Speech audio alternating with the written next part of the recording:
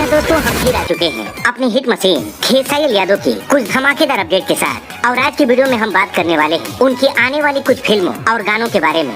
दोस्तों सबसे पहले आप सभी को बता दें कि अपने दबंग सुपरस्टार खेसारी यादव इस वक्त अयोध्या में हैं और आप देख सकते हैं अपने मोबाइल की स्क्रीन पर खेसारी यादव राम बने हुए हैं और सोशल मीडिया पर ये तस्वीरें बहुत ज्यादा वायरल हो रही हैं। जी हाँ दोस्तों, आप सभी को बता दें कि अपनी हिट मशीन खेसारी यादव की एक बहुत ही महंगी फिल्म बनने जा रही है, जिस फिल्म का नाम होने वाला है राजा राम। और आज इसी फिल्म का मुहूर्त हो चुका है और इस फिल्म के हीरो हैं हमारे खेसारी यादव, जिसमें वो राम बने हुए हैं। आपको बता दें कि इस फिल्म के डायरेक्टर पराग पाटिल जी हैं और राइटर हैं अरविंद तिवारी जी, जिन्होंने फरिश्ता मूवी को लिखा था। आपको बता दें कि इस फिल्म में सीता का रोल निभाने वाली है सोनिका गौड़ा जी और लक्ष्मण का रोल निभाएंगे राहुल शर्मा जी, जो इससे पहले डार्लिंग फिल्म में नजर आ चुके हैं। और इसके साथ ही इस फिल्म में सपना चौहान भी दिखाई देने वाली है। अब